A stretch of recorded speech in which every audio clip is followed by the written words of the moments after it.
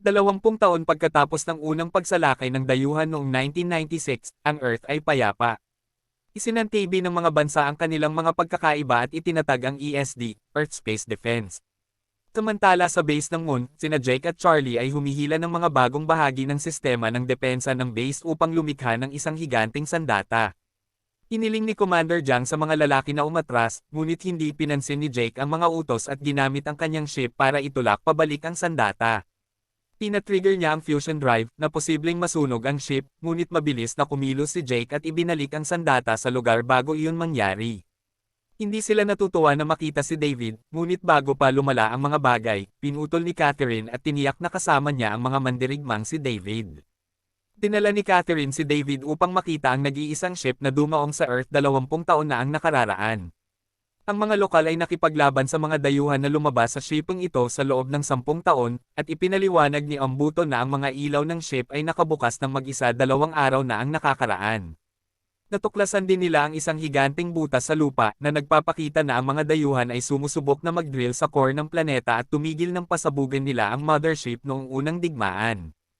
Ipinaalam sa kanya ni Patricia na bibisita ang International Legacy Squadron sa base ng Moon sa lalong madaling panahon, at kasama rito ang kaibigan nilang si Dylan, na nakaaway ni Jake ilang taon na ang nakalipas. Muntik nang mapatay ni Jake si Dylan sa isang flying test, kaya gusto ni Patricia na maging mabait si Jake at tanggapin na siya ang may kasalanan. Tinakpan ni Jake si Dylan at sinabing nahulog siya bago bumalik sa kanyang silid, kung saan inamin niya kay Charlie na napakalayo niya. Sa Africa, sa wakas ay nalaman ni David ang tungkol sa emerhensya, ngunit si Catherine ay nahuhumaling pa rin sa pagsusuri sa mga guhit ng bilog na nasa lahat ng dako. Dinala sila ni Ambuto sa kanyang opisina at ipinakita sa kanya ang lahat ng mga guhit na ginawa niya batay sa mga pangitain na nararanasan niya mula nang magising ang ship. Nagpapadala sila ng transmission kina Pangulong Lanford at David na napagtanto na ang globo na ito ay isang sasakyang pangkalawakan.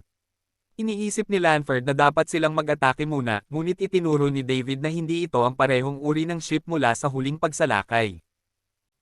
Nakikita ito ni Whitmore sa TV at kinabahan dahil masasabi niyang hindi sila parehong alien, kaya sa tingin niya ay dapat niyang bigyan ng babala ang lahat.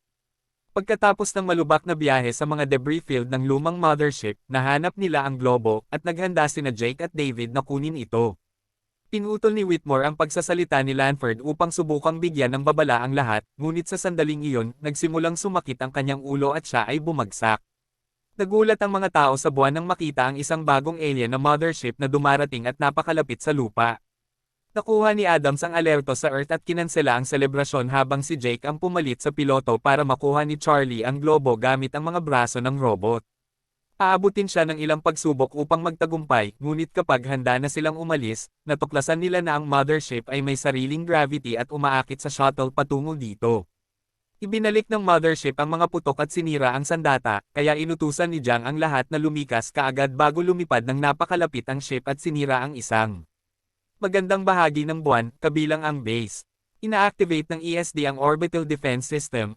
Napagtanto ni David na gusto nitong mapunta sa North Atlantic Ocean at kailangang simulan ni Jake ang ilang mga nakakabaliw na galaw upang maiwasang matamaan ng mga labi. Iniutos ni Lanford ang paglikas sa lahat ng mga lungsod sa baybayin, ngunit hindi nakuha ng ilang bangka ang mensahe sa oras.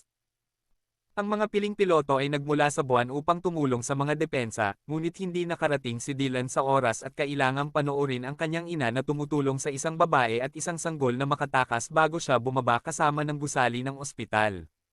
Nakipagkita sina Whitmore at Patricia kay Adam sa Area 51 at tumakas si Ocon sa kanyang silid upang sumali sa kanilang pulong. Habang si David at ang iba ay dumating din, si Whitmore ay pumasok sa isang selyadong silid at pinakawala ng isa sa mga dayuhan upang magtatag ng komunikasyon. Napagtanto ng mga sundalo na malapit ng patayin ng tantrum si Whitmore, kaya binaril nila ang dayuhan upang pigilan ito. Walang gaanong nagagawa ang mga bala ngunit dumaan si Ambuto at ginamit ang kanyang mga talon upang salakayin ang dayuhan. Iniskan ng koponan ng Area 51 ang mothership, na tumutulong kay David na maunawaan na ang ibig sabihin na siya ay lahat ay isang malaking pugad ang mga dayuhan at ang kanilang malaking reyna ay kararating lang. Pagkatapos ay nagpadala sa kanila ang isang reconnaissance aircraft ng live na feed mula sa ilalim ng dagat na nagpapakita na ang mothership na ito ay nag-drill din. Itinuro ni David na noong unang digmaan, nanalo sila sa pamamagitan ng pagsira sa mothership, ibig sabihin ay may isa pang reyna sa loob ng ship noon. Iyon ay nagpapahiwatig na hindi nila kailangang sirain ang mas malakas na shipong ito, kailangan lang nilang patayin ang Reyna. Pinahintulutan ni Lanford ang isang misyon upang mahanap ang Reyna, at lahat ng mga piloto ay naghanda. Ang mga drone ay lilipad sa unahan upang i-disable ang mga kalasag, pagkatapos ay lilipad ang mga piloto para sa mga bombero na magpapaputok ng mga cold fusion warhead na dapat tumago sa katawan ng ship at pumatay sa Reyna. Sinusubukan ng mga jet ang kanilang makakaya upang lumipad sa paligid nito at mapanatili ang isang defensive na posture, ngunit ang ship ay masyadong binabantayan at imposibleng maabot ang tuktok ng ship. Sumasang-ayon si Dylan na mapanganib ngunit ito rin ang tanging paraan, kaya pinahintulutan sila ni Adams na pumunta habang inutusan ng iba na magbigay ng backup. Nagmamadali si Patricia sa Adams upang ipaalam sa kanya na ito ay isang bitag, ngunit huli na, ang Reyna ay nagpadala ng isang espesyal na alon na hindi pinapagana ang lahat ng mga jet. Ang mga piloto ay nagsimulang bumagsak sa kanilang pagkamatay, ngunit sila ay naglalabas pa rin ng mga bomba upang subukang tapusin ang misyon. Sa kasamaang palad, ang pagsabog ay hindi tumama sa Reyna dahil napapalibutan siya ng isang larangan ng enerhiya. Biglang may lumabas na pangalawang wave mula sa alien system at ang isang ito ay napakalaki kaya hindi nito pinaganya ang lahat ng satellite, ang Area 51 base, at ang bunker ng presidente. Dahil dito, napagtanto ni Ambuto na ang globo ay gustong maging kakampi dahil ang mga dayuhan ay kaaway din nito. Sa loob ng mothership, sina Jake at Dylan kasama ng ilang iba pang mga piloto ay nakaligtas sa taglagas, kaya ngayon ay dapat silang magtago sa ecosystem upang hindi mahuli. Sa base, pinamamahalaan ni Oka na buksan ang kapsula gamit ang isang espesyal na laser at iniskan ang globo, ngunit hindi niya makita ang anumang mga signal. Pagkalipas ng ilang segundo, nag-activate ang globo at binitawan si Floyd bago ito magsimulang makipag-usap sa Ingles na natutunan nito mula sa isip ni Floyd. Panoorin lamang ng mga piloto kung paano biglang lumipad ang tuktok ng mothership upang magsimula ng bagong pag-atake. Nagsimulang ipaliwanag ng globo na napigilan nito ang tawag ng pagkabalisa ng mga dayuhan at dumating upang subukang balon ang mga tao, ngunit inatake ng mga tao ang globo nang hindi muna nagtatanong. Mayroong isang nakatagong planeta kung saan tinuturuan nito ang mga refugee mula sa ibang mga nahulog na mundo kung paano bumuo ng mga sandata na magpapatalo sa mga mananakop, ito ang dahilan kung bakit ang mga dayuhan ay natatakot dito. Iniisip ni Okan at David na maaari nilang itago ang totoong globo sa loob ng isolation chamber at gayahin ang radiation signal nito gamit ang isang decoy sa loob ng tub na puno ng malamig na fusion bomb, pagkatapos ay susundan ng Reyna ang signal na iyon sa isang bitag. Ang tanging bagay na kailangan nila ay ilang paraan upang subaybayan ang Reyna, at ipinahayag ni Adams na mayroon pa rin siyang radar truck mula sa unang digmaan. Nakipag-usap sina Adams at David sa ilang mga piloto na natitira, na nagpapaliwanag na dahil ang mga satellite ay down, ang isang tao ay kailangang mano-manong lumipad papasok upang magpasabog ng mga bomba, ibig sabihin, ang piloto ay hindi makakaligtas sa misyon. Huminto sila sa isang gasolinahan at nakahanap ng school bus na puno ng mga bata na inabandona ng driver, kaya si Julius ang pumalit at kasama ang lahat ng bata sakay, nagsimula siyang magmaneho ng bus patungo sa Area 51. Sa loob ng mothership, nakita ng mga piloto ang mga dayuhan.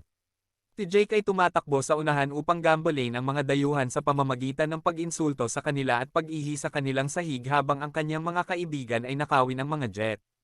Hindi tinatanggap ng mga alien ang mga pang-iinsulto ni Jake ng maayos at bukas ang apoy, ngunit bago nila matamaan si Jake, ang mga piloto ay sumakay sa mga jet at kinuha si Jake. Agad na sinimulan ng mga dayuhan ang paghabol sa kanila at pagsasara ng mga pinto, kaya ang mga piloto ay kailangang humila ng ilang dagdag na galaw upang maiwasan ang mapatay. Pagkatapos ng ilang malapit na tawag, naabot ng mga piloto ang mga pintuan at makatakas bago sila magsara. Sa sandaling iyon, dumating si Julius at ang mga bata sa bus kasabay ng pagdating ng Reyna kasama ang kanyang hukbo. Habang ang base at ang mga dayuhan ay parehong nagpaputok upang magsimula ng isang bagong digmaan, napansin ni David ang bus at dinala ito sa kanyang sektor para sa proteksyon. Habang inilalagay ni David ang isang kalasag sa paligid ng alien army upang pigilan ang pagsabog, pumasok si Whitmore sa ship ng Reyna at pinasabog ang mga bomba. Tumakay si David sa bus kasama si Julius at ang mga bata para makaalis sila habang sinisimulan silang habulin ng Reyna. Bawat sundalo sa lupa ay babalik sa base upang ipagtanggol ang globo mula sa mga papasok na dayuhan habang sinasalakay ng mga piloto ang Reyna, na ang kalasag ay nagpapanatili sa kanya na ligtas. Napansin ng mga tripulante ng bangka na 6 na minuto na lang ang natitira, at sa sandaling iyon, napansin ni Patricio na ibinaba ng Reyna ang kanyang kalasag ng ilang segundo kapag kailangan niyang umatake. Tinamaan ng Reyna ang kanyang jet bilang paghihiganti, at nakatakas si Patricia gamit ang isang parachute bago ito bumagsak. Pagkatapos ay sinubukan ng Reyna na sundan siya, ngunit sa sandaling iyon ay bumalik si Dylan at ang iba pa at inaatake ang Reyna gamit ang sarili niyang teknolohiya. Sa loob ng base, nakita ng mga dayuhan ang globo na binabantayan. Tinaukan at Isaacs, at nagpadala ng mensahe sa kanyang Reyna kasama ang lokasyon.